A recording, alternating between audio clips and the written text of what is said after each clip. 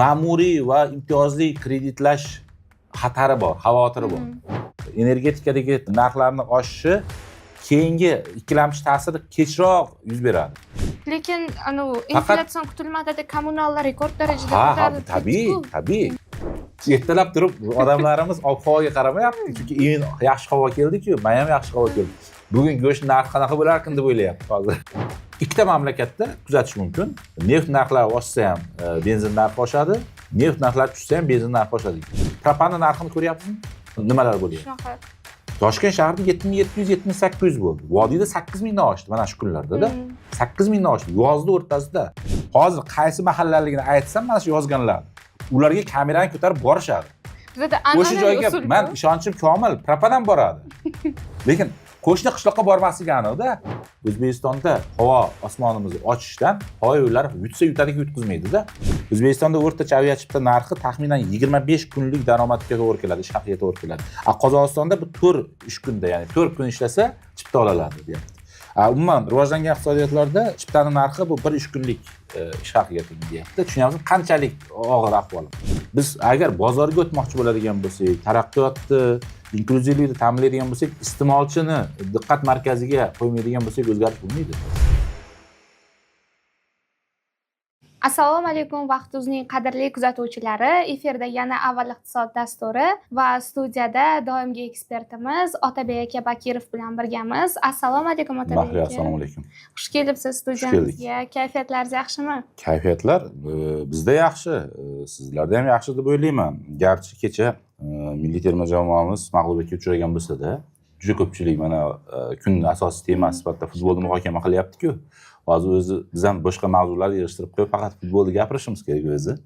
Chunki boshqa mavzular ikkinchi darajali bo'lib qoldi-da. Endi bundan terma jamoamiz yana ikkita o'yini bor. Shu o'rinda men aytib ketmoqchimanki, avval boshda meni ham kutilmalarim yuqori bo'lmagan. O'zi futbolda tushunadigan odamniki kutilmalari yuqori bo'lmagan. Qayerga borayotganimiz, kimlar bilan o'ynayotganimiz, qanaqa jamoalar bilan o'ynayotganimiz, qaysi guruhdaligimizni hamma anglaganda. Shuning uchun men kayfiyatni tushirmasdan jamoamizning ishtirokini o'zini katta g'alaba deb qabul qilishlarini so'rardim-da. Shunaqa. Futboldan zavqlanish kerak. Qarang, yutqiziq, xo'p, bundan ko'z yuma olmaymiz, lekin jamoani o'sha chiroyli bir necha daqiqalar bo'lsa ham ko'rsatgan o'yinidan, umidlar berganidan, o'sha Karimovni bergan zarbasi 9likka borib kirib ketish mumkin-da, to'g'rimi? Tasavvur qiling, shu 9likka kirib ketib qolgan paytda, gol bo'lgan paytda butun O'zbekistonning 39 millionlik xalqida qanaqa kayfiyat paydo bo'lgan bo'lardi, yutqizsak ham-da. Lekin umid bor, umid o'zi hamma vaqt bo'ladi. Men aytmoqchimanki, o'yinni o'zidan zavqlanish kerak. Ertaga misol uchun mana efirga chiqqanimizdan keyingi kunga chiqadi, agar adashmasam, Portugaliya bilan bo'lgan o'yinimiz. Agar adashmasam dushanba yoki seshanba bo'ladi. Bizning vaqtimiz bilan dushanba, по-моему. 23-da. Unda seshanba ekan bizning vaqt. Hozir vaqtlar ham shunchalik farqliki, ularning vaqti bilanmi, bizning vaqtimiz bilanmi chalkashib ketishi mumkin. Ya'ni o'yin ko'rish kerak, o'yindan zavqlanish kerak va terma jamoamizni qo'llab-quvvatlashda davom etish kerak. Shunaqa, nima bo'lishidan qat'iy nazar, biz doim ularni qo'llab-quvvatlaymiz. Shunaqa. Va hafta davomida bo'lgan yagona tarixiy voqea bu emas, yana bitta yirik tarixiy voqea desak ham balki bo'lar. Bu Toshkentda katta xalqaro investitsiya forumi bo'ldi. Juda katta forum bo'ldi. Shu haqida ham gaplashsak degandim. O'zi umuman forum nima haqida bo'ldi? Ozroq tushuntirish berib ketsak, qanaqa investorlar bilan shartnomalar imzolandi?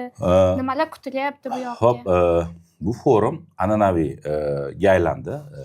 Agar adashmasam 22-yildan beri o'tkazilib kelinyapti. Bu 5-si edi, agar adashmasam. 5-si. 5-si edi.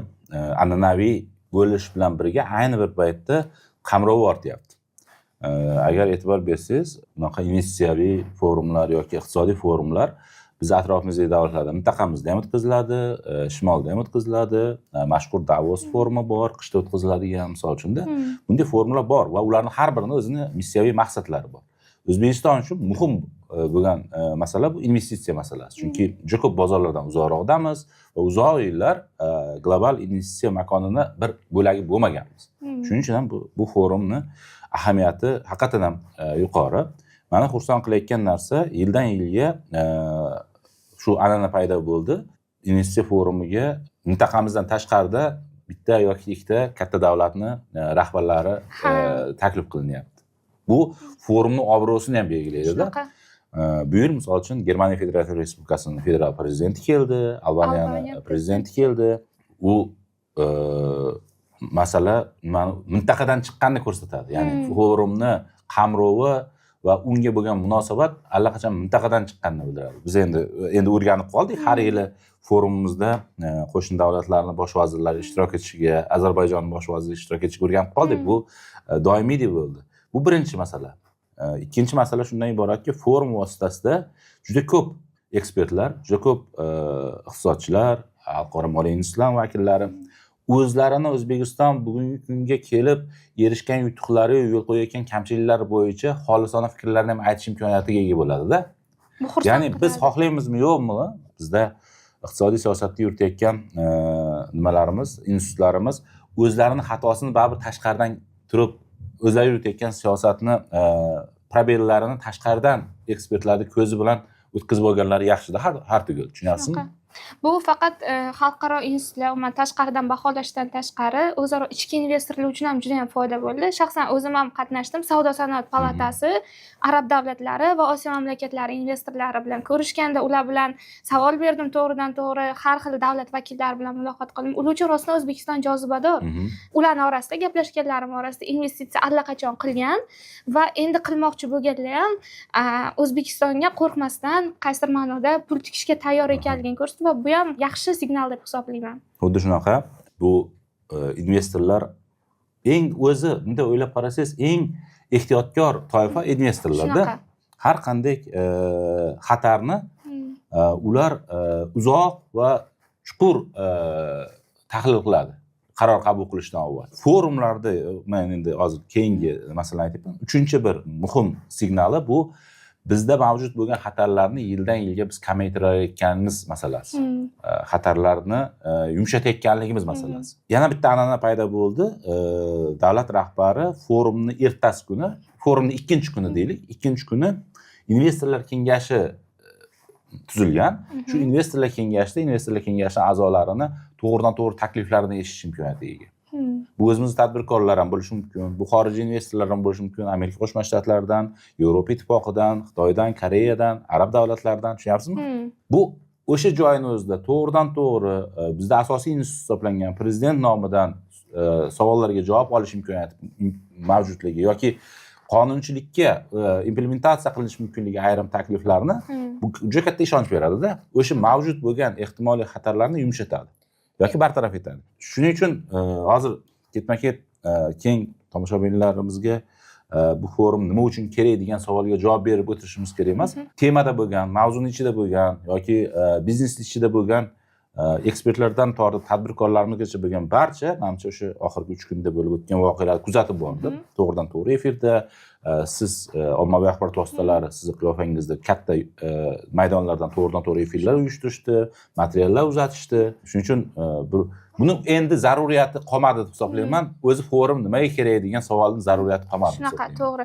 Xalqaro valyuta jamg'armasi e'lon qilgan mana shu xavotirlar haqida ham to'xtalib o'tsak, umuman olganda, qanaqa xavotirlar bor o'zi O'zbekiston bo'yicha, nimalarga ahamiyat berish kerak? Shunga to'xtalib o'tsak. E'tibor bergan bo'lsangiz, o'sha dokladni preambulasida ham, hisobotni preambulasida ham, butun mazmuni bo'yicha ham bir necha abzatslarda ketgan bu masala. Bu kutilmalar bo'yicha noaniqliklar mavjudligi haqida gap ketyapti. Ya'ni kutilmalar yaxshi, yomon emas. Yomon emas, ya'ni iqtisodiy o'sish yuqori. Hatto aytilyapti, qizib ketish ehtimollari mavjud ekonomikani. Birinchi marta O'zbekiston iqtisodiyotiga nisbatan qizib ketish masalasi gapirilyapti. O'zingizga tasavvur qilishingiz uchun. Hech qachon mana 35 yillik tariximiz davomida, yangi davrning 10 yilligida bunaqa masala kun tartibida bo'lmagan. Noaniqliklar haqida gap ketyapti. Bu tashqi noaniqliklar. Nima bizda shu hozirgi yaxshi prognozlarimizni va bazaviy imkoniyatlarimizni yomonlashtirishi mumkin. Bu aytilyapti shu Yaqin Sharqdagi vaziyat, logistikadagi, transportdagi ehtimoliy yo'qotishlar yoki yangi chaqiriqlarning paydo bo'lishi bizda iqtisodiy o'sishni sekinlashtirishi mumkin yoki inflyatsiyaga ta'sir ko'rsatishi mumkin. Eng asosiy xavotir baribir inflyatsiya bilan bog'liq. Ko'ryapsizki, bizda endi energetika bilan bog'liq xizmatlar va tovarlarni akkumulyatsiyasida tashqi bozorlarga bog'liqligimiz yildan yilga oshyapti. Tashqi bozorlarga bog'liq bo'lgan ekanmiz, tashqi bozorlarda yuz berayotgan chaqiriqlar inflyatsiyaga to'g'ridan to'g'ri ta'sir ko'rsataveradi. Uni biz boshqara olmaymiz-da, tartibga sola olmaymiz tashqi bozorlarda yuz berishi mumkin bo'lgan chaqiriqlarni. Yumshatishimiz mumkin albatta. Hozir bu haqda ham gapiramiz va fursati kelganda. Ikkinchisi ichki xatarlar, ichki noaniqliklar bilan bog'liq masala. Juda ikkinchi marta agar adashmasam shu narsaga urg'u berilyapti. Bu daromadlar yuqoriligida, byudjet daromadlari yuqoriligida xarajatlarning o'sishiga ruju qo'ymaslik haqida gapiryapti. Tushunyapsizmi? Bizda hali o'zimiz tarbiyalayotganimiz yo'qmizda. Eslasangiz, fevral, mart oylarida ham qaysidir chiqishimizda shu masalani ko'targandik. Hattoki yangi o'lchovlar, yangi indikatorlar byudjetga kiritish masalasini ham muhokama qilgan edik. Bu byudjetdagi xomashyoga, minerallarga bog'liq bo'lgan daromadlar, ortiqcha daromadlar paydo bo'lganda uni ishlatmaslik bilan bog'liq indikatorlar haqida gapirgandikda. Xalqaro valyuta jamg'armasini shu ma'ruzasida ham dokladida aytilyaptiki, shunaqa indikatorlar kerak deyapti. Ya'ni sizlar daromadlaringlar doimiy bo'lmagan daromadinglar oshgan paytda xarajatlarni oshishiga ruju qo'yib qo'ymasliklar kerak yoki bunga mukkasidan ketib qolmaslik kerak xarajatlarni oshishiga deyilyapti. Ikkinchi masala inflyatsiya bilan bog'liq masala gapirilyapti. Ya'ni inflyatsiya pul kredit siyosati monetar organlarini qat'iyatliligi barqaror bo'lishi kerak, doimiy bo'lishi kerak deyapti. Agarda mana hozir bizda yillik hisobda olsangiz inflyatsiyamizni, yillik inflyatsiyani susayishi tendensiyasi ketyapti-ku. Agar shu susayish tendensiyasi to'xtab qolsa yoki sekinlashsa, pul kredit siyosatini qattiqlashtirishga tayyor bo'linglar deyapti. Juda muhim signal bu ham. Juda ham muhim signal. Va men yana e'tibor qilgan narsa, bunga ham juda ko'p to'xtalganmiz. Xalqaro valyuta jamg'armasi ushbu dokladda yana eslatgan axborot beruvchilar va aktivlarni deklaratsiyalash bilan bog'liq bo'lgan qonunchilikni tezroq amalga oshirish, tezroq uni ishga tushirish masalasini yana ko'targan. Bu endi eslatib o'tib ketish kerak. Bu haqda boshqa joylarda ham doim aytaman. 5-yil ketma-ket aytilyapti. Ya'ni 2022-yil hisobotdan boshlab Xalqaro valyuta jamg'armasi shu masalaga urg'u berishni boshlagan va har safar bizda rasmiylar yo bu parlamentga hujjat kiritilganligi yoki muhokamada bo'lganligi yoki administratsiyaga o'tkazilganligi loyiha haqidagi vajlarni keltirishadi-da. Bu safar qanday vaj keltirganini bilmayman. Lekin xursand bo'lgan tarafim kun tartibidan tushib qolmagan shu jamg'arma missiya bu masalani muhim deb hisoblamoqda. Bizni nazarimizda ham, ya'ni o'zbekistonliklarning nazarida ham juda ham muhim masala bu. Barqarorlashtirish, ya'ni barqaror iqtisodiy o'sish uchun, shaffoflikni ta'minlash uchun, korrupsiyaga qarshi uzviy kurashni davom ettirish uchun, ya'ni tanlama kurash emas, uzviy kurashni davom ettirish uchun juda ham muhim masala bu. Shunaqa. Shu 3 ta narsaga e'tibor qaratdim men va juda ham muhim masalalar aytilgan, kun tartibidan tushib qolmagan. Ya'ni bu muhim emas deb ikkinchi darajali deb qoldirilmagan. Agar shu xalqaro valyuta jamg'armasi aytayotgan xatarlar kuchaysa, buni oddiy fuqarolar qayerda his qiladi? Masalan, narxlardami, kreditlardami yoki valyutadami? Makroiqtisodiy barqarorlikka xatarlar paydo bo'lishini biz iste'molchilar birinchi navbatda inflyatsiyada his qilamiz. Hamisha. Bilasiz-a, buni endi xalqimiz juda ko'p masalalarda savodxonligi yetarli darajaga chiqdi. Ya'ni bozorga chiqyaptiki, sezyapti, makroiqtisodiy barqarorlikni narxlar orqali sezyapti. Qayerga qarab ketyapmiz, ertaga nima bo'ladi? Nimadan xavotirlanish kerak? Va an'anaviy tarzda, tarixiy tarzda bizni tadbirkorlarimiz ham, ko'proq tadbirkorlarimiz albatta, iste'molchilarimiz ham valyuta kursini doimiy ravishda kuzatib boradi. Ya'ni makroiqtisodiy barqarorlikni ishoralardan biri deb hisoblaydi. Muhim ishoralardan biri deb hisoblaydi. Jamg'armani shu xulosalarda ham aytilgan, olqishlangan. Markaziy bank 1 yil bo'ldi unga. Ya'ni valyuta kursini nimasini o'zgaruvchanligini qabul qilgan. Ya'ni o'zgaruvchanligini oshirgan, o'zgaruvchanligi koridorini oshirgan. Ya'ni so'mimiz dollarga nisbatan barqaror o'sishi ham mumkin, kurs o'sishi ham mumkin, pasayishi ham mumkin. Yuqoriroq darajada o'sishi ham mumkin, yuqoriroq darajada pasayishi ham mumkin. Va aytilyaptiki, bu ehtimoliy shoklarni yumshatishga imkoniyat beradi. Ehtimoliy shoklarni ertaroq qabul qilishga imkoniyat beradi. Ya'ni keyinga qoldirmaydi-da, tezroq qabul qilishga, o'sha shoklarni qabul qilishga imkoniyat beradi deb xalqimiz shunda sezadi. Ya'ni asosiy sezadigani shu, qisqa va tez sezish mumkin bo'lgan indikator ikkita masalada, endi inflyatsiya va valyuta kursi va makroiqtisodiy nuqtai nazardan ishsizlik masalasini baribir sezadi. Bu lekin uzoqroq vaqt qabul qilinadi-da bu. Mehnat bozoridagi o'zgarishlarni siz ertaga bozorga chiqib turib his qilmaysiz-da. Mehnat bozoridagi o'zgarishlarni mavsumiy yoki davriy ravishda his qilasiz o'zgarishlarni. Hozir mana ko'rsatuv boshlanishidan avval siz bilan iqtisodchilarni, mehnat bozori, jurnalistlarni, media sohasidagi mehnat bozori haqida qisqacha to'xtaldik-ku. Bular ham uzoq muddatda 2-3 yilda seziladigan u jarayon, mehnat bozoridagi jarayon uzoq muddatda sezadi. O'zini tanasida, o'zini cho'ntagida. Qaysi ma'noda hozir to'layotgan, hozir yashayotgan anavi iqtisodiy holatimizni, ya'ni ham kuchayishi, xavfi ortib borishi bilan hisoblashayotganmiz. Bundoq deyman. Keling, juda ham ko'pirtirib yubormaylik. Hozir buni hukumatimizni pozitsiyasi ham xuddi shunaqa. Xalqaro valyuta jamg'armasi ham aksar institutlar, Osiyo taraqqiyot banki kuzatib boryapti. Iqtisodiy vaziyat, makroiqtisodiy vaziyatni Yevropa tiklanish taraqqiyot banki kuzatib boryapti. Jiddiy xavf-xatarlar yo'q.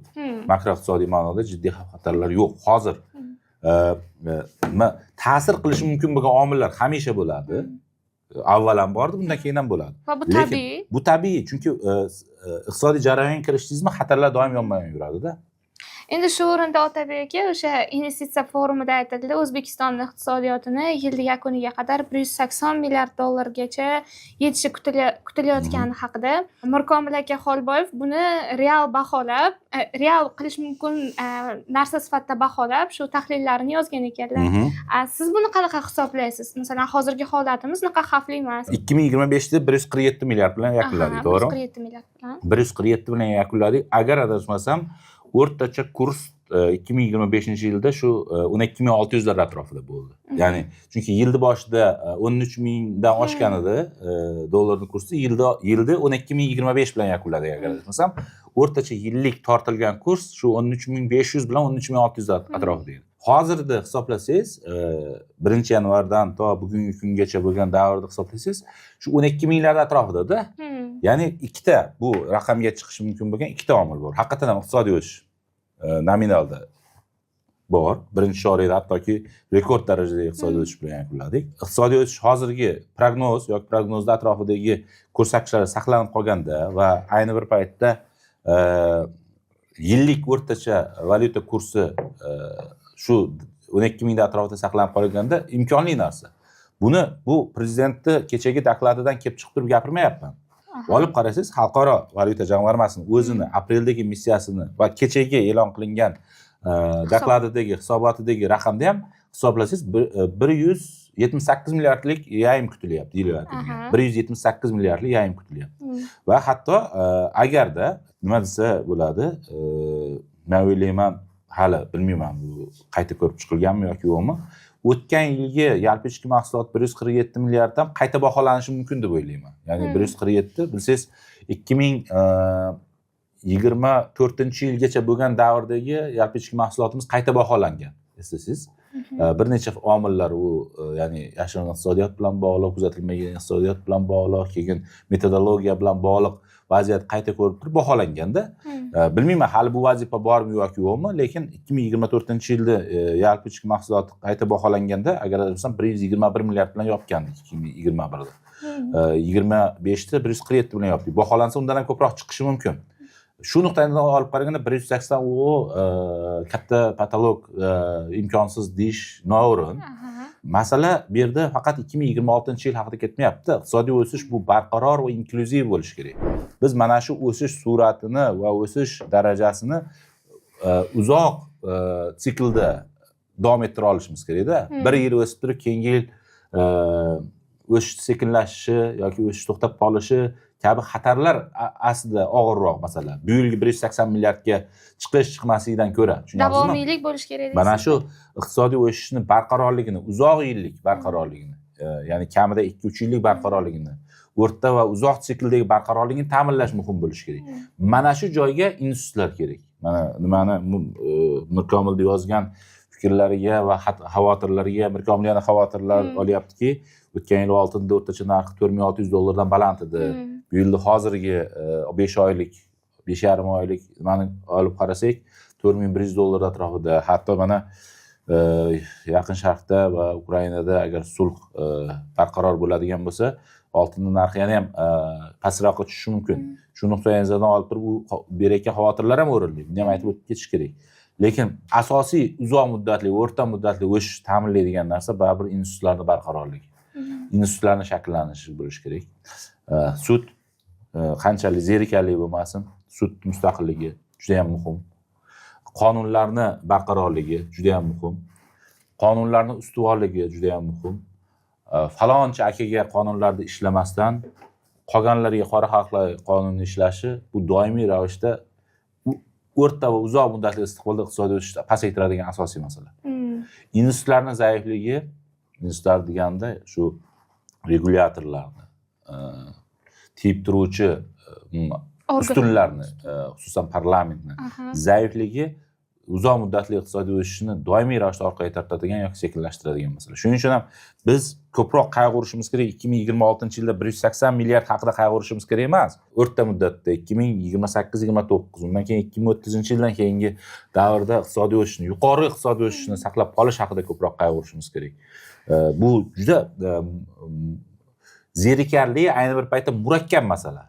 Ya'ni keng tomoshabinlar uchun, misol uchun aytsangiz, Markaziy bankning mustaqilligi haqida gapirsangiz, buni ahamiyati qanchalik yuqoriligi to'g'risida, inflyatsiyani pasaytirishda Markaziy bankning mustaqilligi hal qiluvchi omilga aylanayotgani to'g'risida gapirsangiz, u baribir qabul qilmasligi mumkin-da, lekin bu juda muhim masala.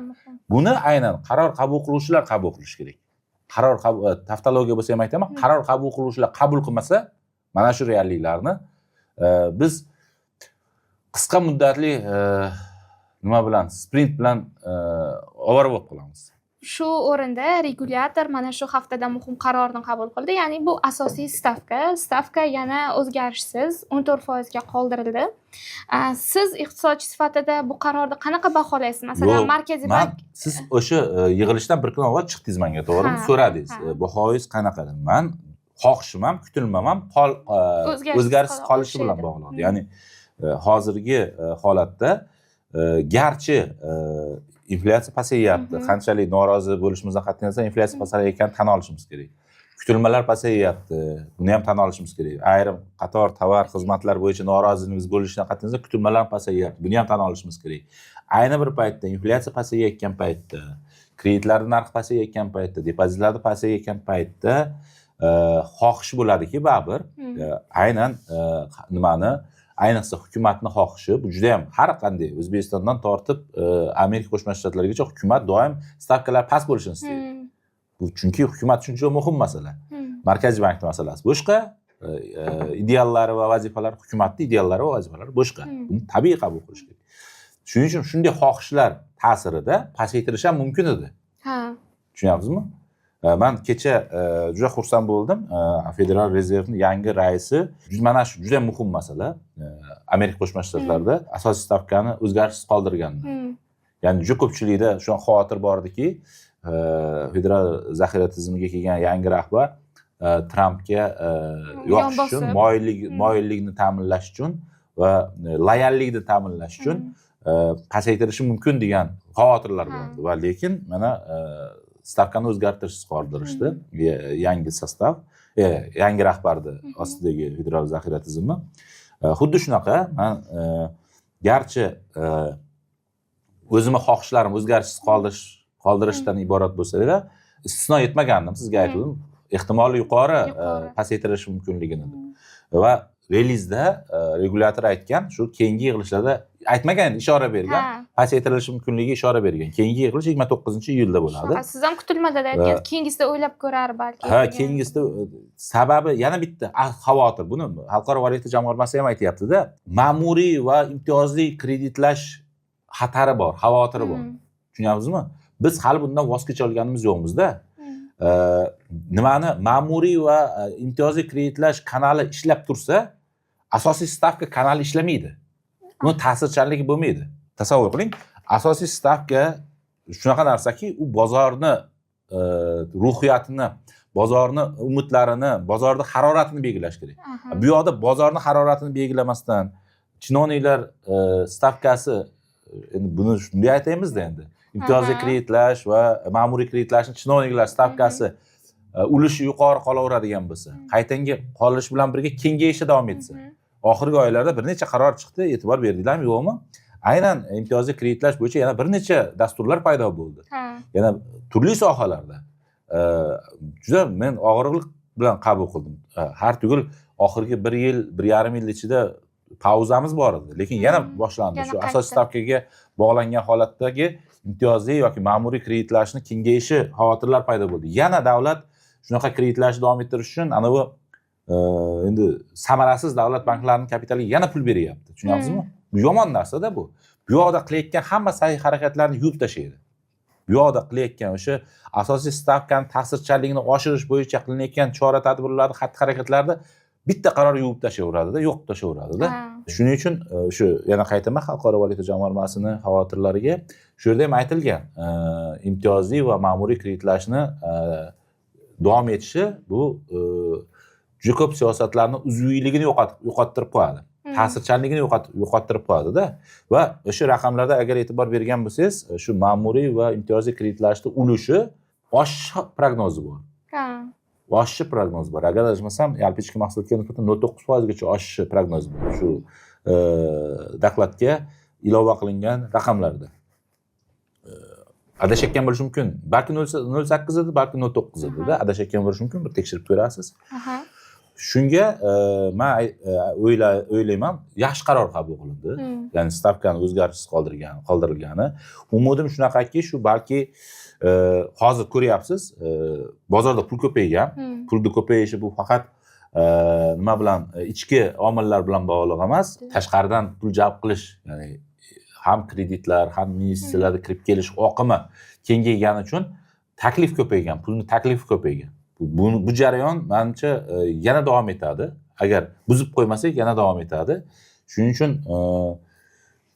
asosiy stavkani ta'sirchanligini oshirish maqsadini jiddiy deb qabul qilinadigan bo'lsa, jiddiy va barqaror biz mana shu qarorimiz deydigan bo'lsa, balki yana bir yig'ilish saqlab qolish kerak men nazarimda. Ya'ni kuzgacha qarash kerak, vaziyatga qarash kerak.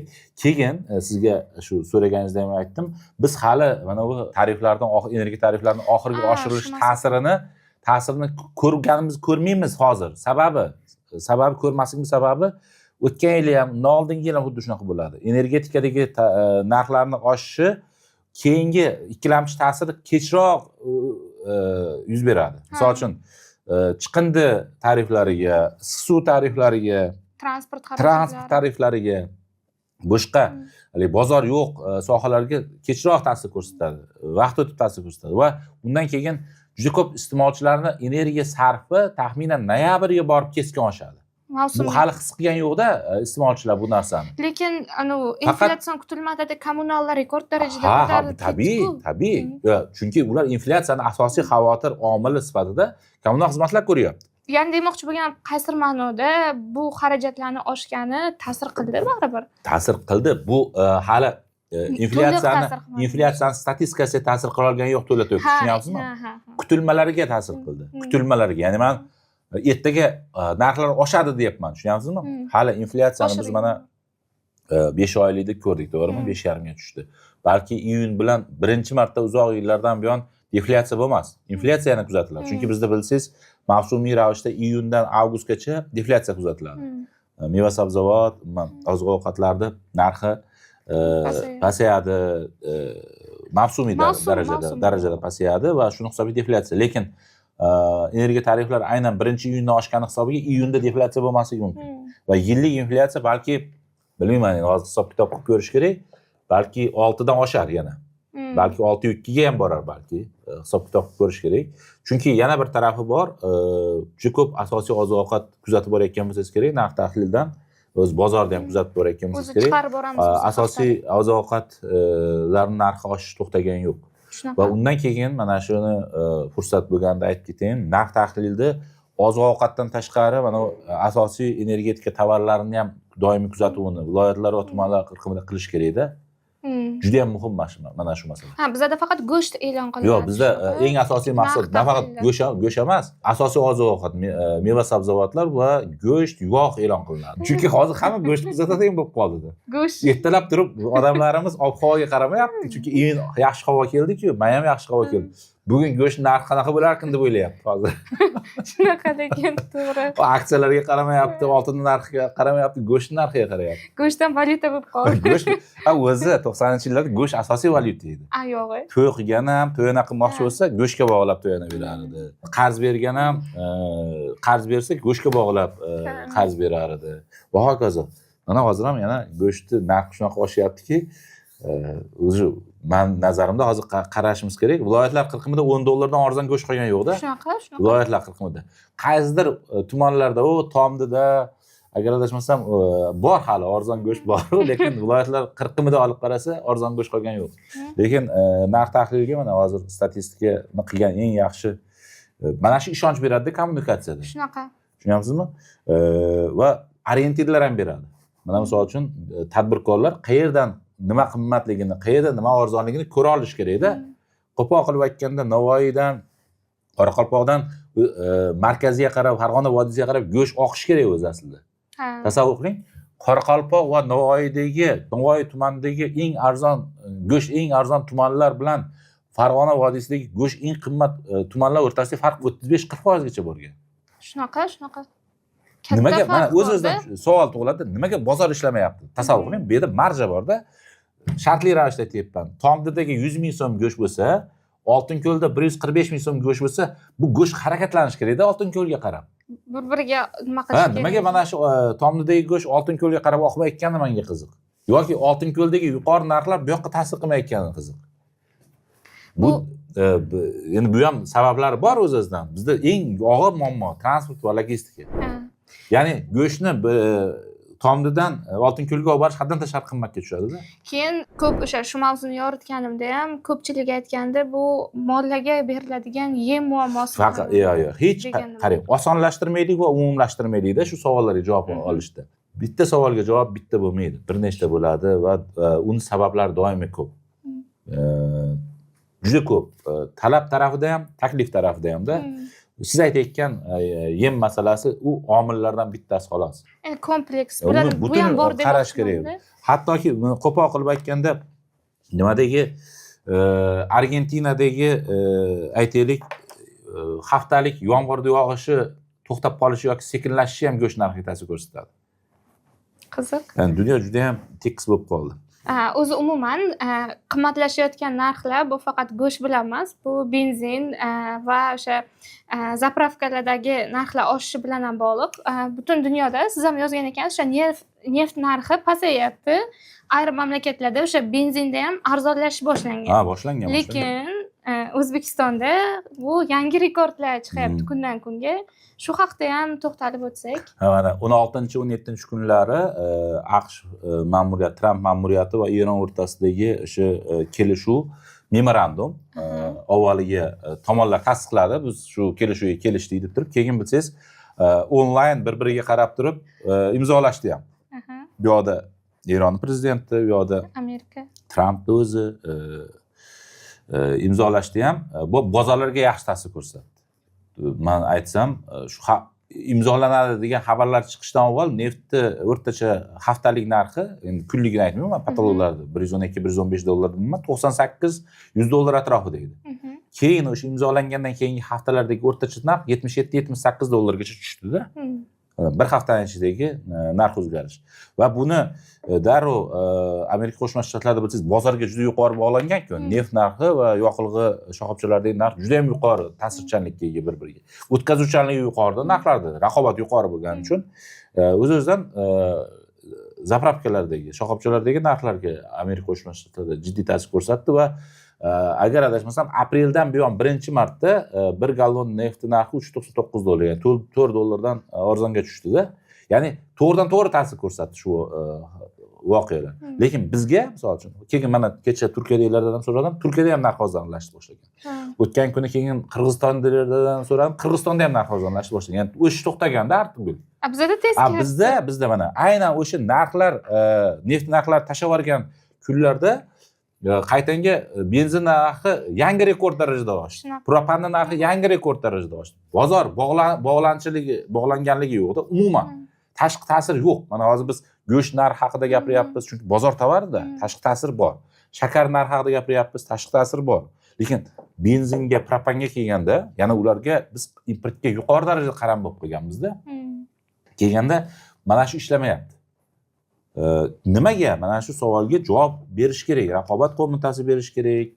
Umuman shu iqtisodiy sektordagi davlat rasmiylari bu to'g'rida kommunikatsiya qilish kerak deb o'ylayman. Nima uchunligini izohlash uchun. Endi energetiklardan so'rab o'tirmaymiz, ularga doim bahonasi tayin, javobi tayin bo'ladi. Ikkita mamlakatda kuzatish mumkin. Neft narxlari oshsa ham benzin narxi oshadi, neft narxlari tushsa ham benzin narxi oshadi degan. Bittasi O'zbekiston, ikkinchisi Rossiyada.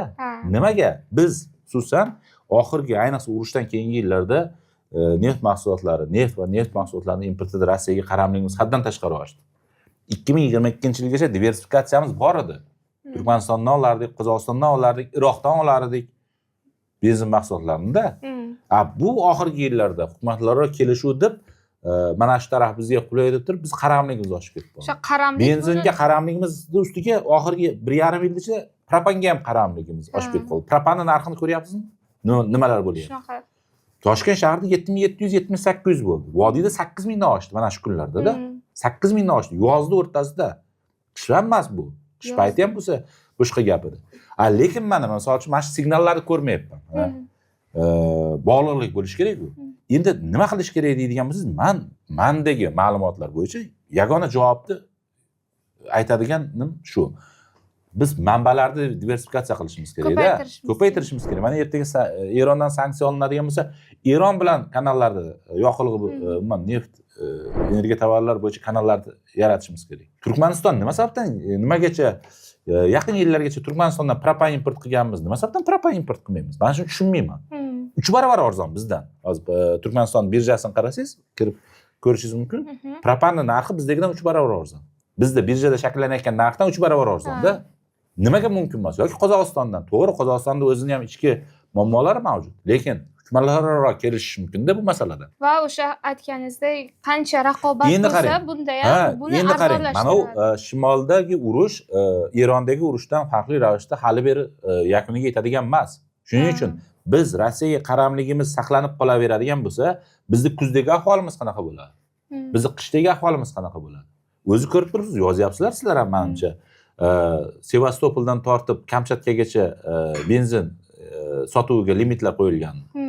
Moskvada oxirgi 2 kun ichida neft qayta ishlash zavodiga berilgan zarbalarni hamma yoritdi. Sizlar ham yoritdinglar. Yoritdik. Osmonga uchib ketayotgan sisternalarni. Agar Otabek aka mana o'sha yo'lga qo'yilmasa, ya'ni raqobat bo'lmasa, bitta manbaga qaramlik bo'lmasa, narx o'sish to'xtamaydi. O'sishda davom etadi. Davom etaveradi. Afsuski davom etaveradi. O'zbekiston dunyodagi eng qimmat neft mahsulotlari, yoqilg'i ga ega bo'lgan mamlakat sifatida qolaveradi. Shu reytingda bayroqni hech kimga bermaymiz. Va eng yomoni, buni yomon tarafi borda, bu iqtisodiyotimizni eng makroiqtisodiy nuqtai nazardan olib qarasa, bo'pti, iste'molchilarning chinqirig'i, og'rig'i mayli, qo'l siltashar. Lekin makroiqtisodiy nuqtai nazardan olib qaraganda mamlakatimiz raqobat bardoshliligini o'ldiradi. Tovarlarimizni, xizmatlarimizni raqobat bardoshligini, tashqi bozorlarda, qo'shni bozorlarda hatto raqobat bardoshligini o'ldiradi. Hamma bozorlardan uzoqmizda. Biror bir katta bozorga chiqishimiz uchun biz 1000 kilometr, 1,5 kilometr yo'l bosib o'tishimiz kerak-da. Yoqilg'i baland bo'ladigan bo'lsa, u narx oshaveradi-da. Shunaqa. Shuning uchun bizni strategik vazifamiz iqtisodiyotimiz uchun, ekonomikamiz uchun arzon, doimiy, barqaror energiya tovarlarini yetkazish bo'lishi kerak. Mana shu gapirilyapti-ku makroiqtisodiy barqarorlik to'g'risida. Makroiqtisodiy barqarorlik O'zbekiston sharoitida faqatgina ishsizlik, inflyatsiya yoki iqtisodiy o'sish emas, energetikani barqarorligi muhimga aylanib boryapti yildan yilga. Shunaqa. Energetik ta'minot barqarorligi va o'tgan nimamizda biz eslasangiz, propan masalasida nimamizni o'quvchilarimizga aytgandik. Necha kunda e'tibor beryapti? Qanaqa muammolari bor? Juda ko'pchilik yozishgan. Mana endi bu haqi, auditoriyaning haqi, bu to'g'risida ham gapirmasak ham bo'lmaydi. Albatta. Men endi familiyalarni aytmayman, chunki mahalla komitetidan komissiya qilib turib, hudud gaz borib yurmasin yana. Shunaqa. 2 yilmi, 3 yil avval bir mahalla komitetimiz, men tug'ilgan qishloqda, Otabek dedi, shu qishdan beri dedi, propan kelmayapti dedi. Vobshe o'zing ham bilasan, shu hamma qarindosh urug'laring shu yerda dedi. Ha, desam, bir yozgin dedi. Endi haqiqatan yozdim. yozsam 3 kundan keyin kameralarni ko'tarib hokimiyat hudud gazni rahbarlari bo'lib turib borib endi u mahallaning komiteti nima deydi? Ha, bizda propan kelyapti. U propan kelmagan mahalla pastdagi mahalla ekan. Yuqoridagi mahallaga kelayotgan ekan deb turib intervyu berdi turishganda, tushunyapsizmi? Hozir qaysi mahallaligini aytsam, mana shu yozganlar. Ularga kamerani ko'tarib borishadi. Bizda O'sha joyga men ishonchim komil, propan ham boradi. Lekin qo'shni qishloqqa bormasligi aniqda. Shunaqa. Ya'ni bular adresli yechadi, lekin tizimli ravishda yechmaydi-da. Yozyapti, viloyatini aytaman, Farg'onadan yozyapti, tumanni ham aytmayman. Biz hududga gazlashtirilmagan hududga 4 oydan beri propan gaz yetib kelgani yo'q deyapti. Odamlar qiynalyapti deb yozyapti. Qashqadaryodan yozyapti. 3 oydan beri kelmayapti deb yozyapti. Farg'onadan yana gaz balon 3 oydan beri kelmayapti deb yozyapti. Shu sizni nimangizga, kanalingizga yozilgan nimalar. O'sha oxirgi Yana Qashqadaryodan 3 oy bo'ldi gaz balonni to'ldirishga olib ketmaganiga, oxirgi chiqishimizdan keyin. Samarqanddan yozyapti. Tumanini ham aytmayman. Borib ustida turish bo'lmasin, 2 oydan beri kelmayapti. Tok ishlatyapmiz deyapti. Andijondan tumanni aytmang, yana hokim o'zi borib yurmasin. 5 oydan beri balon muammo deb yozyapti. Ya'ni qishdan beri odamlar olmaganda, endi mayli. Ko'p ana nimani ko'rsangiz bo'ladi. O'qidimmi? O'qigan bo'lsangiz kerak. Men Toshkentda emas edim. Daryo 5-iyunda hudud gazga murojaat qilgan. Shunaqa gaz ballonlari yetkazish bo'yicha muammoli vaziyat yuzaga kelyapti. Odamlar shikoyat oshyapti.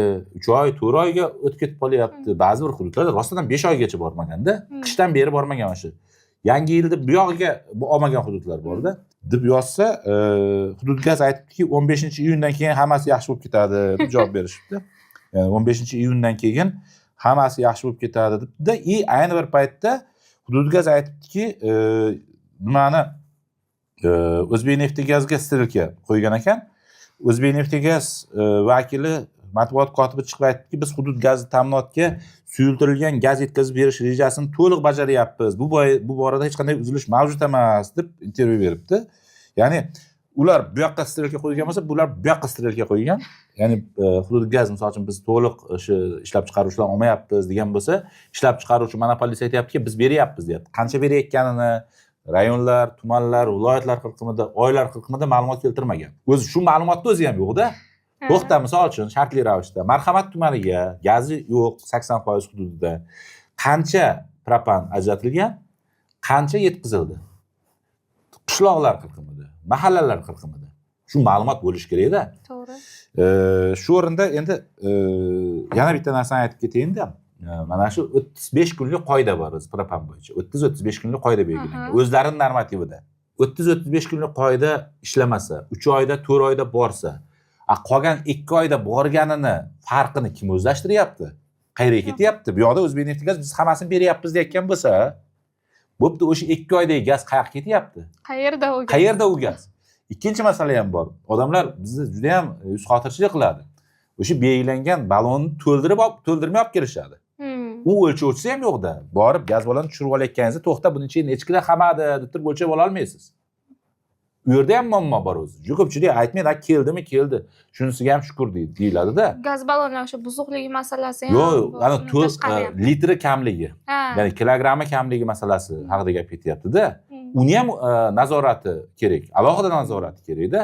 Misol uchun, o bechara qishloqliklar 3 oydan bir kelib qoldi, endi ko'zimizga surtib shuni olaylik deb ayollar bilsangiz, endi asosan qishloqda yozgi kunda ayollar qolganda aravaga yuklab olib ketadi uyiga. Aravaga solib olib ketadi. Shunisiga boriga shu keldimi, kelganiga shukur debdi. Shunga men endi yana nimalarga murojaat qilmoqchiman. Ya'ni sizlarning muxlislaringizga, o'quvchilarga. Mana 15-iyun keldi. Yaxshi bo'lib ketdimi? Bartaraf etildi menga. Gaz ballon oldinglarmi? Mana hudud gaz aytibdi, to'liq bartaraf etiladi deb bayonot bergan. Oldinglarmi? Mana Samarqand yozilyapti, Qashqadaryo, Andijon, Farg'ona yozilyapti. Shu fikringlarni yozinglar. Keyin shu o'rinda fursatdan foydalanib yana bitta narsani aytib o'tib ketishim kerak-da.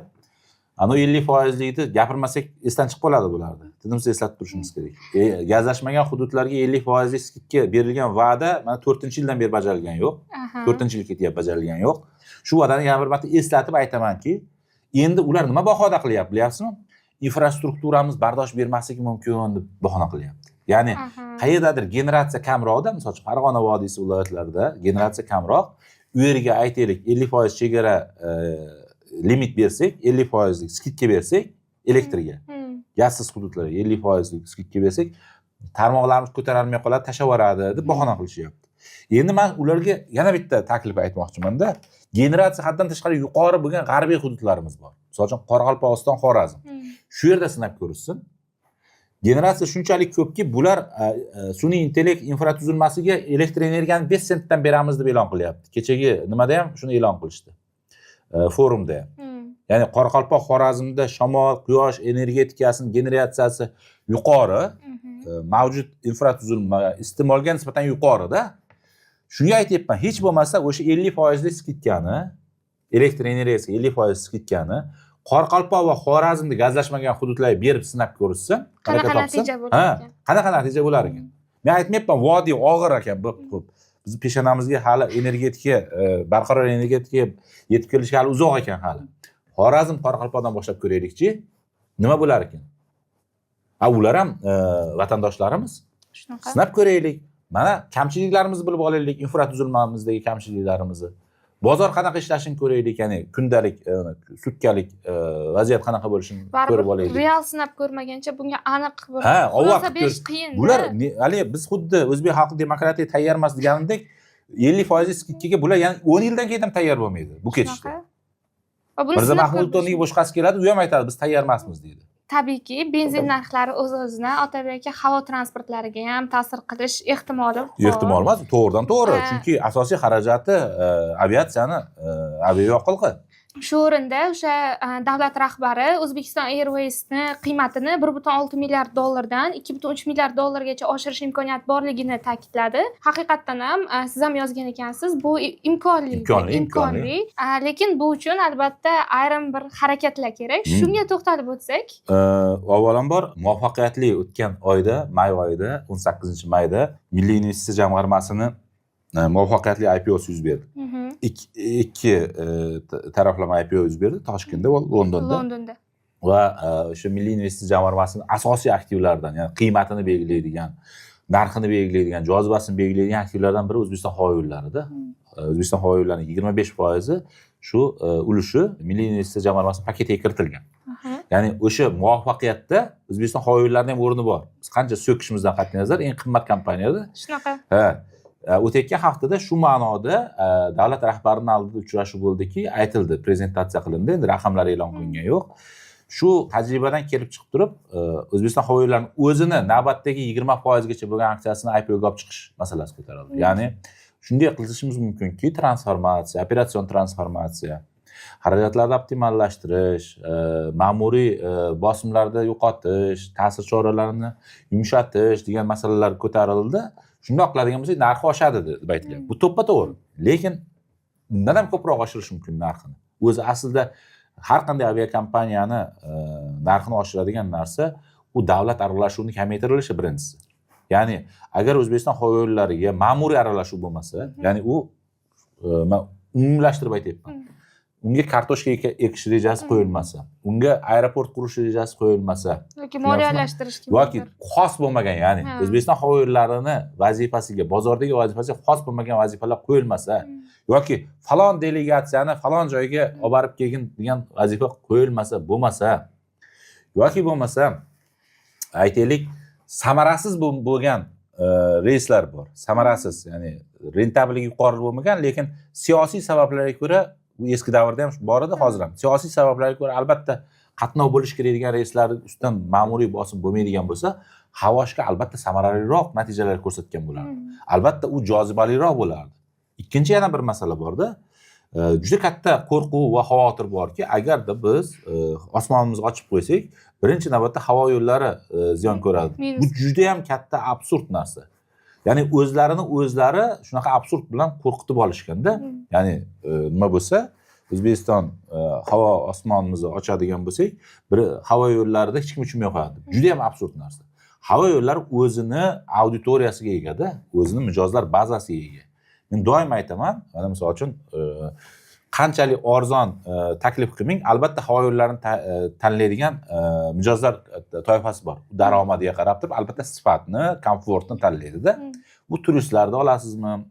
Ya'ni o'zimiz ichki turistlarni, xorijga dam olgan ketayotganlarni yoki tashqaridan bizga kelayotganlarni olasizmi? Ular albatta shu toifadagi aviakompaniyani tanlaydi-da. Men aytmoqchi bo'lganim, O'zbekistonda havo osmonimizni ochishdan havo yo'llari yutsa yutadiki yutqizmaydi-da. Bu narsani anglab yetmagungacha juda katta o'zgarishlarga qadam qo'yilmaydi. O'zi ko'p gapirganmiz-ku avvalgi soatda ham. Mana forum haqida gapirdik-ku. Forumda Incheon aeroportini nimasi vakili chiqib yaxshi bir tushuntirishlar beribdi. Tavsiya qilaman, gazetada chiqdi agar adashmasam. Shu odam aytayaptiki, u Incheon yangi Toshkent aeroportini investorlardan biri. Yangi Toshkent aeroporti quriladi-ku, mana iyunda oxirida qurilish boshlanadi. Investorlardan biri aytayapti. Toshkent aeroportiniga nisbatan ochiq osmon qo'llanilmasligidan O'zbekiston havo yo'llari yutqizadi deyapti. Buni men aytmayapman. Xalqaro ekspert aytayapti. Incheonda nima menejerlardan biri aytayapti. Koreyadagi eng katta tarmoq, aeroport tarmog'ini menejerlardan biri aytayapti. Ekspertlarda shunaqa fikrlar juda ham muhimda. Forumda shu O'zbekiston havo yo'llariga, ammo O'zbekistondagi aviatsiya bozoriga nisbatan bildirilgan juda muhim fikrlar orasida men yana ko'rsatib aytgan bo'lardim. Boston Consulting Group boshqaruvchi direktori Suresh Subudi mulohazalarini bildirganda O'zbekiston avia bozorining imkoniyatlari, potensiali haqida gapirgan va juda qiziq raqamlar aytgan. Bizda bunday ma'lumotlar mavjud emas. Shu ekspertlar o'zi tashqaridan kuzatuv asosidagi olgan ma'lumotlari. Subudi aytayapti. O'zbekistonda o'rtacha avia chipta narxi taxminan 25 kunlik daromadga to'g'ri keladi, ish haqiga to'g'ri keladi deyapti. Qozog'istonda bu 4 ish kunda, ya'ni 4 kun ishlasa chipta oladi deyapti. Umuman rivojlangan iqtisodiyotlarda chiptaning narxi bu 1 ish kunlik ish haqiga teng deyapti. Tushunyapsizmi? Qanchalik og'ir ahvol. Shunaqa samolyot hashamatda biz uchun. Ayni bir paytda bitta narsani aytib ketayda. O'zbekistonda oxirgi yillarda ish haqining o'sishi yuqori tempda ketyapti, yuqori suratda ketyapti. Bizni hozir Qozog'istondan farqimiz shu 1.9 barobar xolos.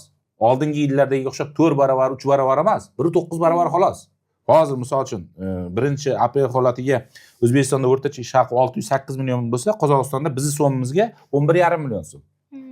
Ya'ni biz kuyapmiz, Qozog'iston yetay deb ayrim hududlarimiz bor. Qator hududlardan o'tib ham ketgan. Misol uchun Toshkent shahrida, Navoiyda o'rtacha ish haqi Qozog'istonning qator bir 10 tadan ortiq hududlardan o'tib ketgan. To'g'ri, Almaty, Ostonada juda farq juda yuqori, lekin ayrim hududlarda o'tib ketgan. Lekin siz aytganingizdek bizda samolyotda uchish hashamatga aylanib qolgan. Bozorimiz shunchalik yopikki hashamatga aylanib qolgan. Yana bitta raqamni men o'zim keltirib qo'yayin. Bu ochiq ma'lumotlardan. Qozog'istonda 2025-yil yakunlari bo'yicha jon boshiga parvoz o'rtacha 1,5 ta odamga, ya'ni odam 1,5 marta uchadi, o'rtacha hisoblasangiz. Ya'ni 21 millionlik qozog'istonlik yil davomida 32 million parvoz amalga oshiradi. Qirg'izistonda 7 million parvoz amalga oshiradi. 7 millionlik aholi 7 million parvoz amalga oshiradi. Ya'ni bitta hech bo'lmaganda parvoz amalga oshiradi jon boshiga. O'zbekistonda shu 0.4, tasavvur qilyapsizmi? Shu darajada katta. 38 million 700 ming aholimiz yil davomida 16 million, 15,5 million parvoz amalga oshiradi. Bu juda yomon. Bu ya'ni Qozog'istondan taxminan 4 barobar kam uchamiz. Qirg'izistondan bizdan kambag'alroq davlat. Qozog'iston bo'pti boyroq. Bizdan kambag'alroq davlatdan 2,5 barobar kamroq uchamiz. Siz hozir aytayotgan narsa haqiqatan ham samolyotda uchish hashamatga aylanib qolgan. Imkonsiz hashamatga aylanib qolgan. Va eng yomoni bitta narsani aytayin sizga. Bizni o'zi geografiyamiz uzunda. Mana Qoraqalpoqdan Andijongacha misol uchun 1400-1500 kilometr. Toshkentdan Surxondaryogacha 1000-1100 kilometrda. Bu yerda odamlarning harakatlanishi, umuman harakatlanish, transport asosiy harakatlanish vositasi o'laroq havo transporti bo'lishi kerak. Ko'p gaplashganmiz-ku o'zi vaqtda. Shuning uchun men aytayotganimki, istagim ham xuddi shu. O'zlari ko'radi bu natijasini. Agar biz O'zbekistonni nimasini ochadigan bo'lsak, osmonni ochadigan bo'lsak, hamma yutadi. Hamma yutadi. Men ularning qo'rquvi bor, yomon tushi bor. O'zbekiston havo yo'llari ag'darilib tushadi. Ag'darilib tushmaydi, O'zbekiston havo yo'llari ham yutadi. iste'molchi ham yutadi, Ha, kompaniya ham yutadi. Endi yana bitta narsa bor. Zo'r bahonalari bor.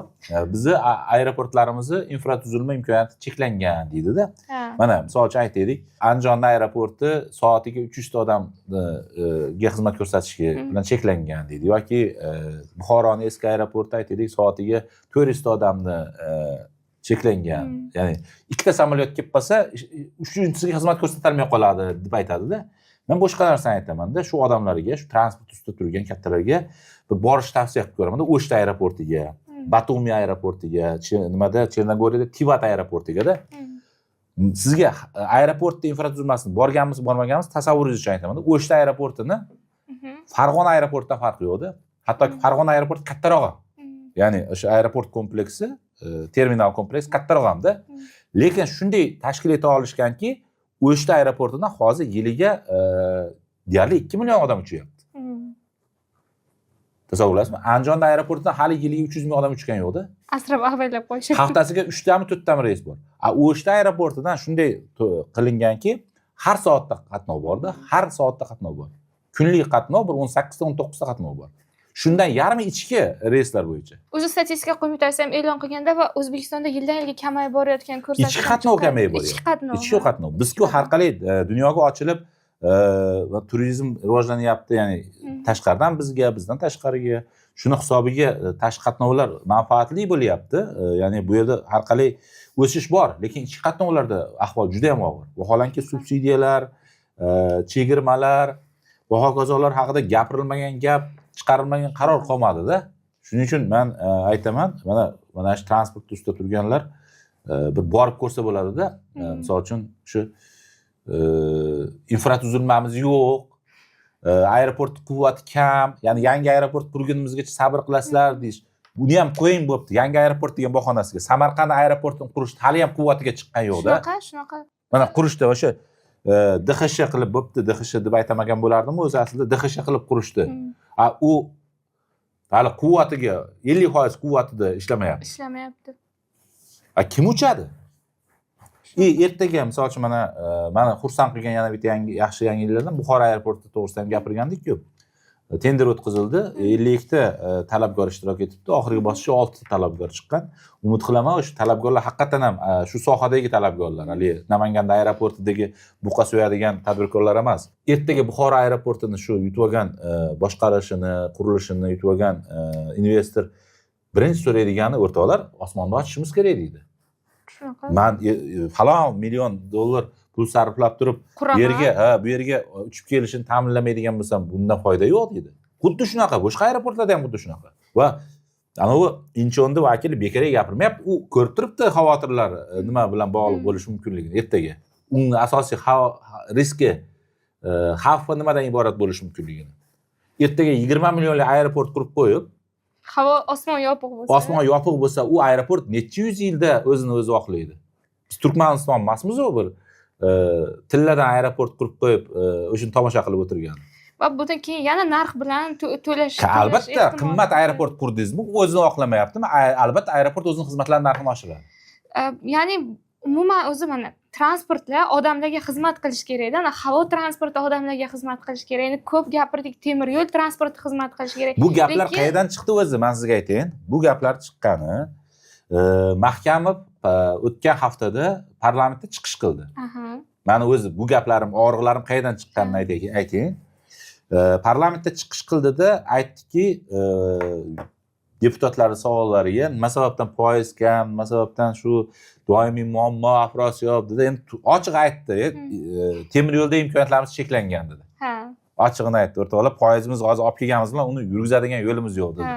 Buni qisman tan olish kerak. Rostdan hamda 10 yildan beri yangi yo'l qurganimiz yo'qmiz-da, temir yo'l. Shu To'qqa berdik, boshqaga berdik, JTL zavod qurdik, yo'l qurmadik. Asosiy qilishimiz kerak bo'lgan narsalar qolib, qilmaydigan narsalarimizni qildik-da. Endi tan oldi-da, rost bu ham katta narsa. Lekin temir yo'ldagi bo'pti, xo'p, temir yo'l yo'q ekan, infratuzilma yo'q ekan, havo yo'lida muammo yo'q-ku. Ochib qo'ysa nima xalaqit qiladi? Va aytdik-ku, low costerlar ham tayyor turibdi. Kirishga tayyor turibdi O'zbekistonga degan narsani ham. Shu transport masalasi bo'yicha va men nima qilmayman, katta umidlarga berilayotganim yo'qman. Lekin ana nima shuki, yilni oxiriga Havoshga IPOga chiqadigan bo'lsa, 25% bu yoqdan Milliy investitsiya jamg'armasi orqali kuzatuv kengashiga odami bor. Yangi investorlar kirgandan keyin ular ham yana kuzatuv kengashiga odam qo'yadi. O'z-o'zidan havo yo'llariga ta'sir o'zgaradi. Ya'ni u yerda bozor kompaniyasi qarash boshlanadi-da. Bizda havo yo'llaridagi eng yomon narsa biz hukumatga xizmat ko'rsatadigan kompaniyamiz deb o'ylashadi-da ular. O'zini o'zi. Ya'ni biz kattalarning xizmatini qilsak bo'ldi deb o'ylashadi va men o'ylaymanki, mana shu yangi investorlar IPO orqali kirsa, korporativ boshqaruvda ishtirok etishni boshlasa, o'z-o'zidan u bozor kompaniyasiga aylanadi. Va men ikki yoqlama qabul qildim. Misol uchun yozning birinchi kunlarida havo yo'llari xabar berdi Rossiyaga qatnovlarni kamaytirish to'g'risida. E'tibor bergan bo'lsangiz, men endi xafa bo'lmadim. Chunki siz ham aynan Rossiya kompaniyalariga biz hamma aeroportlarimizni ochib berganmiz-da. Tasavvur qiling, bir agar adashmasam bir 100 tadan haftasiga 100 tadan ortiq qatnovi bor Rossiya aviakompaniyalari. 10 tadan ortiq, 12 ta aviakompaniyasi qatnaydi O'zbekistonga. 100 tadan ortiq qatnovi bor O'zbekistonga. Hamma shaharlarga deyarli, hamma shaharlarga qatnaydi. Ya'ni biz ularga ochib berganmiz. O'zimiz osmonimiz. Boshqalarga ochib bermaganmiz, xuddi shunaqa. Boshqalarga paritetda, boshqalarga paritet so'raganmiz. Aytmoqchi bo'lganimki, mana aytaylik, bu faqatgina o'sha yoqilg'i muammosi yoki Rossiyaning aeroportlaridagi xavfsizlik bilan bog'liq masala bo'lishi mumkindir. Lekin agar Rossiyaga qatnovlar o'zini oqlamayotgan bo'lsa, o'zini oqlaydigan yo'nalishlarga qayta taqsimlash kerak-da, baribir. Hammaga birdek eshiklarimizni ochishimiz kerak deysiz. Xuddi shunaqa. Bizada ko'rsatuvimizni yakunlovchi mavzu sifatida yagona QR haqida gaplashsak, mana 1-iyuldan boshlab bizneslar uchun bu majburiy bo'lishi kutilyapti. Ya'ni yagona QR kod orqali ishlash tizimi. Bizani qanaqa syurprizlar kutyapti o'zi, nimalar? Bilmayman, bu haqda gapirishmayapti. Nimagadir 1-aprel arafasida naqdsiz hisob-kitoblarda tarmog'i kengayishi, talablar paydo bo'lishiga bir 10 kun qolganda orqali qimirlash boshlangan-edi. Lekin yagona QR kod to'g'risida bir qanaqadir men jarayon ko'rmayapman, harakat ko'rmayapman. Vaholanki 1-nimadan boshlab, iyuldan boshlab majburiy bo'ladi. Yuridik shaxslarga majburiy bo'ladi. Ya'ni yuridik shaxslar, pulli xizmat ko'rsatuvchi, savdo, chakana savdo xizmat ko'rsatuvchi hamma yuridik shaxslar majbur o'sha terminallar bilan birgalikda yagona QR'ni bo'lishi majburiy shart hisoblanadi. Bo'lmasligi jarimaga tortiladi. Ya'ni savdo qoidalarini buzish deb hisoblanadi. Shuning uchun bir tushuntirish yoki bir bu bo'yicha tadbirkorlarga tug'ilayotgan savollar bo'yicha bir qanaqadir harakat ko'rmayapman. Shuning uchun surprizlar bo'lishi mumkin. Surprizlar asosan nima bilan bog'liq? Yana qarang, har qanday yangilanish, meni nazarim, har qanday o'zgarish tadbirkorlarning nazarida, iste'molchilar nazarida bu osonlashish va arzonlashishga olib kelish kerak-da. Ya'ni yagona QR hozir mavjud bo'lgan infratuzilma, terminallar, boshqa to'lov tashkilotlarining xizmatlaridan ko'ra arzonroq taklif etilsa, ularga bosim o'tkazadi, ular ham pasayadi-da. Lekin hozir men xabardor bo'layotgandan kelib chiqiladigan bo'lsa, yagona QR orqali tranzaksiyalar arzon bo'lmaydi. Yanada qimmatroq bo'ladi. Ya'ni tadbirkorlarga bu mablag'larni o'zini hisob varag'iga tushirish bilan bog'liq bo'lgan tranzaksion xarajatlarini oshiradi, kamaytirmaydi. Shuning uchun bir savollar ko'p bo'ladi. Surpriz shuni nazarda tutgan bo'lsangiz kerak. Ya'ni tadbirkorlarimizda savollar ko'p bo'ladi. Nimaga? Nimalarga tayyor turish kerak? Nimaga to'layapman? Kimga to'layapman? degan savollar paydo bo'ladi. Iste'molchilarda ham paydo bo'ladi tabiiy ravishda. Chunki ba'zi bir infratuzilmalarda shu yagona QR kod orqali to'langanda nafaqat nimadan savdo nuqtalaridan xususan iste'molchilardan ham komissiya olinishi mumkin bo'ladi-da. Tushunyapsizmi? O'rtada qaysi vositachilar turganiga qarab turib. Men o'sha 10 dekabrda 2025 dekabrda shu qaror chiqqan paytda xursand bo'lganimki, mana shu o'zgarishlar yakunda qolgan, mana bizda mavjud bo'lgan ikkita nima bor-ku, monopolist to'lov tizimlari ikkita. Nomlarini aytmayman. O'shalar ko'rsatayotgan xizmatlarning narxi bor. Aytaylik, 0.20%. Yagona QR shunaqa tizim yaratadiki, bu tizim orqali tadbirkorlar, ya'ni yuridik shaxslarning tranzaksiyalari bundan ham ko'proq arzonroqqa tushadi. to'lovlarni qabul qilish va hisobvaraqga akkumulyatsiya qilishdi. Shunaqa deb o'ylagandim-da. Va mana u qolganlar ikkalasi majbur bo'ladi yana ham komissiyasini kamaytirishga. Shunaqa deb o'ylagandim. Bunga xizmat qilish kerak edi, lekin shu bolalar aytadi-ku, adashgan ekanman, endi bildim deydi-yu. Endi bildim adashgan ekanman.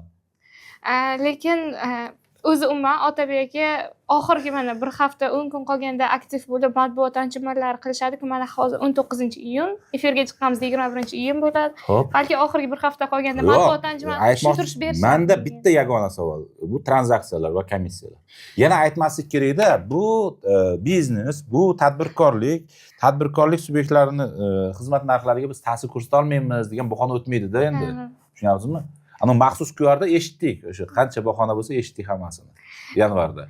Agar Otabek aka qimmat bo'lsa, ya'ni komissiyalar qimmatlashsa, bu mahsulotlarni mana xavotir nimada? Agar yagona QRni komissiyasi balandroq chiqsa, mana u ikkala to'lov tizimi o'zidan hozirgi mavjud komissiyasini ham ko'taradi. Tushunyapsizmi?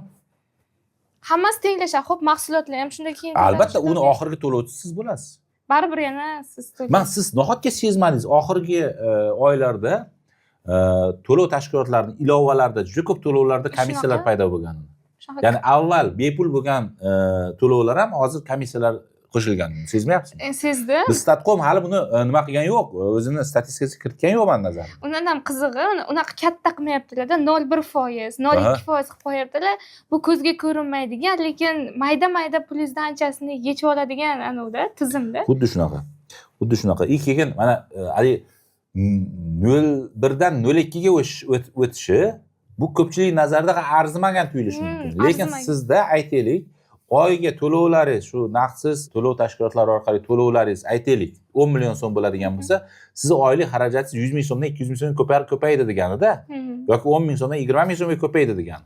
Ya'ni siz uchun o'sha xizmatning narxi 2 barobar oshdi degani o'zi. 0.1 dan 0.2 ga oshgani. Tushunyapsizmi?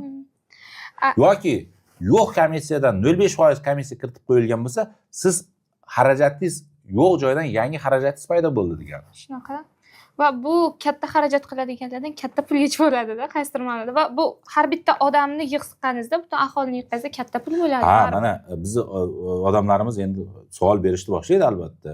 Hozir ham savol beryapti tarmoqlarda ko'rsangiz. To'lov tashkilotlari, banklarning ilovalari orqali hisob-kitoblarda, to'lovlarda, o'tkazmalardagi komissiyalar bizni xarajatlarimizni, ya'ni faol, naqdsiz hisob-kitoblardagi faol bo'lgan odamlarning anchagina xarajatini tashkil etyapti. Anchagina. Ya'ni biz hozir rag'batlantiryapmiz o'zimizcha naqdsiz hisob-kitoblarni. Lekin naqdsiz hisob-kitoblarni kengaygani sari bizning xarajatlarimiz ko'proq oshyapti, tezroq oshyapti. Kengayishdan ko'ra tezroq oshyapti. Buni nazorat qiladigan institut bo'ladimi? Aslida teskarisi bo'lishi kerak. Naqd pul siz hisob-kitoblar kengayganidan keyin, o'zingizdan baza kattayganidan keyin uni komissiyasi kamayishi kerak o'zi aslida. Bizda aksi yuz beryapti, tushunyapsizmi? Buni o'sha nazorat qiladigan institutlar bo'ladi. Antimonopoliya qarash kerak men nazarimda. Odatda bu mavzu unaqa yoritilmaydi-ku, ahamiyati pastroq qanaqadir. Qarang, men sizga boshqacha narsani aytaman-da. Odamlar kimga nima to'layotganini o'zlariga tasavvur qilishlari uchun-da, ikkita to'lov tizimi har yili trillionlab dividend oladi. Mana o'sha trillionlarni to'lovchisi kim? Biz. To'lov tashkilotlari bor. Yirik to'lov tashkilotlari yiliga 300-500 milliard dividend oladi. To'lov tashkilotlari. To'lovchisi kim? Iste'molchilar.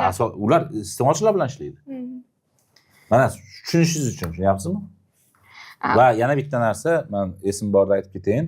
1-iyuldan yana katta bir o'zgarishlardan biri boshqaruv kompaniyalarini to'lovlari elektr energiyasiga bog'lanadi.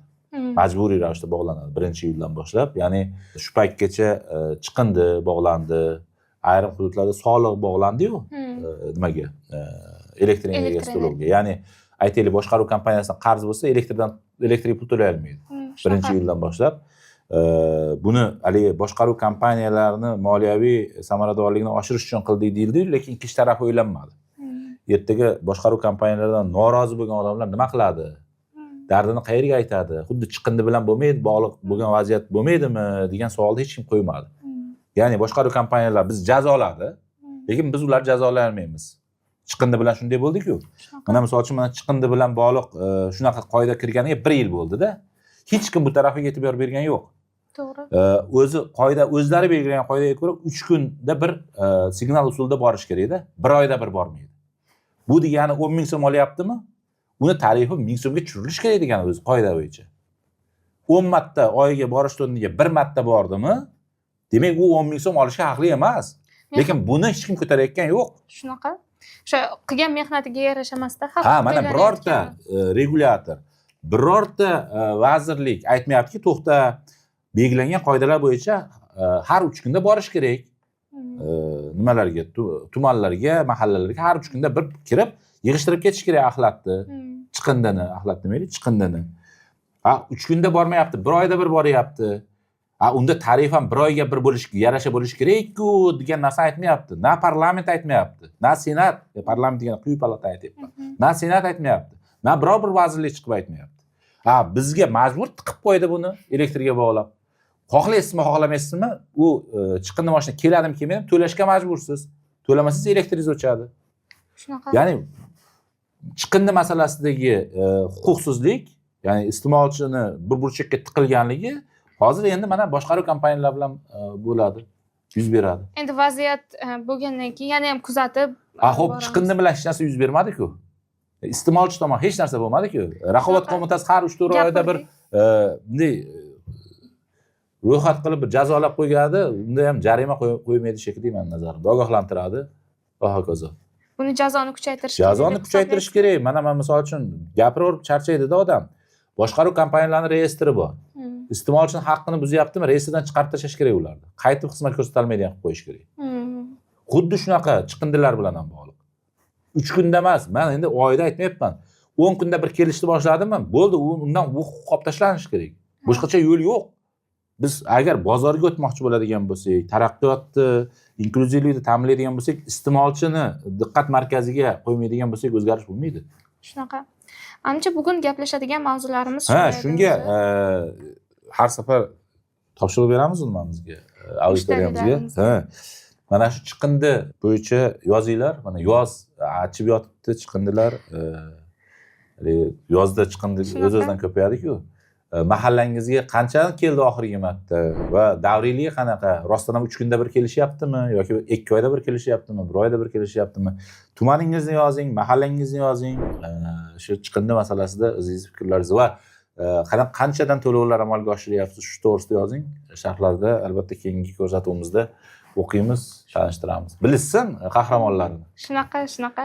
Bugungi avval iqtisodda bir qancha muhim mavzularni gaplashdik. Keyingi ko'rsatuvlarimizda ko'rishguncha sog' bo'linglar, salomat bo'linglar. Sog' bo'linglar.